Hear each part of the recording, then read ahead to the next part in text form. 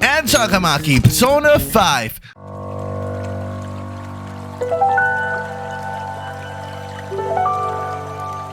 Honestly, this is my first Persona game. I know I should have been there earlier, but having got there, I found out that there are a ton of figures to collect. Tai Takemi, Yoshizawa Kasumi, Haruo Kamura, Kawakami Sadayo, which I have a video of, and so much more characters. It's crazy. But here we have today from Unicorn Studios. Well, honestly, we haven't seen a lot from Unicorn Studios, so here's my dive into some unknown territory, and you can be the judge if this GK makes it to the to buy list or not. I mean, I paid for this, so I hope it turns out great. So really, my opinion when I make videos is to give an accurate observation of how good figures are.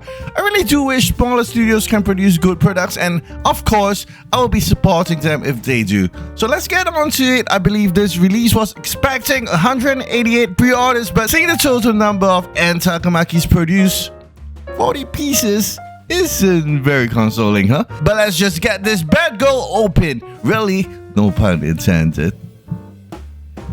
Ripping this box open is kind of disappointing. I mean, this is the first time we are not even getting a box with illustrations. It's just foam straight away. Of course, we're not gonna expect any fancy Velcro. I don't think so. But, well, I'm right.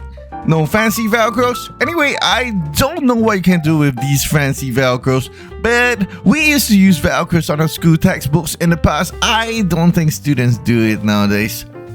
I don't know. Let me know. The open box looks like it's packed with a lot of items. We have a little pack of gum, but please don't eat it. We will go counterclockwise today. First up, polyester hands. The pink texture really does its job. The sculpt is perfect, and they did a really good job in making these look like real gloves. But on a side note, looking at cosplays, and this is just a thought, making a red suit look good is gonna be so much more difficult than getting a black suit looking good. Really, I'm looking forward to this figure being as great as it can be. We're lucky to look at the head sculpt next. Really standard level sculpt and painting. Pretty good, I must say, and here is where opinions matter. In my opinion, since Takamaki is mixed and 1/4 American, I think they did a great job making her look her role. But with all fairness, the sculpt is quite far from her appearance in game. But I do like how they are accurate in terms of accessories. Just pearl earrings on her ear. But I don't like that it's pink. I think it should be a little more white. Hair is bandly sculpted with sculpting lines and shades, but I think I can't bring myself to like this sculpt. Maybe the likeness is a little off. Maybe. We have a very unrelated alcohol bottle and also a whiskey glass with an ice ball included. Well, both are great, but really unrelated. And we have some luscious locks here, same color as the hair on the head sculpt. I really love that they put some effort into shading her hair and giving it a metallic red hair tie. Really no complaints about the hair. The metallic red mask looks really well painted, but if you do have metallic paints and an airbrush, I think you can totally paint this yourself too. Oh, and if you look at the two circles on the mask, they are actually held on the face with magnets. I don't know about this, but this is supposed to be and still, I think it looks quite plastic. Probably it's a little too smooth. They could have added some creases to this, I think. The bullwhip provided is extremely long.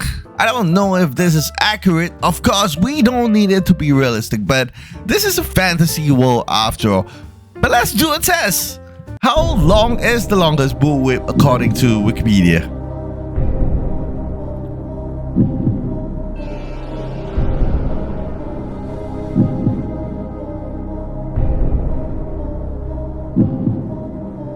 Well, if you have chosen 6 meters, yep, you're definitely correct. And this whip does seem to be of the correct length after all.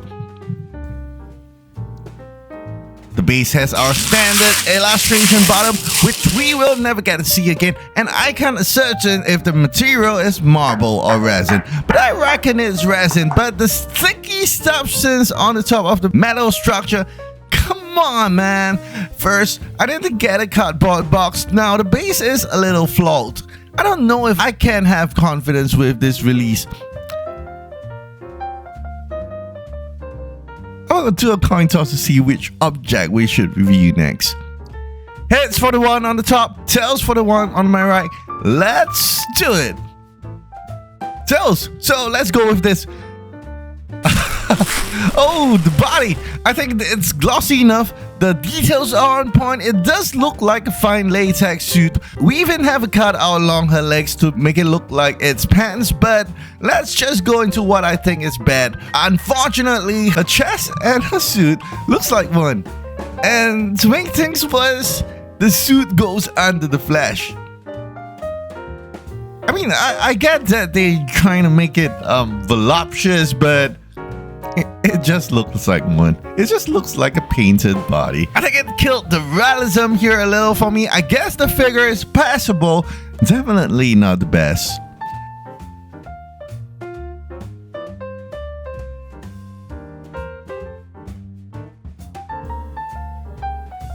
Also not quite excited about this chair diorama. I don't know why, but it's perfectly created with felt. It's perfect, but perhaps not intricate enough. Well, Unicorn Studio, I really love Ann Takamaki, but I think Unicorn Studios has already tried their best and we can be a little too nitpicky at times. Honestly, this figure has all the details it should have, but I think it's almost perfect. At its price point, it definitely can be considered. However, I don't think it is easy to find this piece anymore. Well, thank you for hanging out till now, and if you haven't caught the latest episodes of Jujutsu Kaisen, please do, and please subscribe to the channel so you can receive immediate notifications about our releases. We will be doing Zen and Maki next week, but from the bottom of my heart, I thank you all for the subs that keeps us going. Buying figures is like falling in love. If they make your heart flutter, buy them. Take care and I'll see you soon. Goodbye.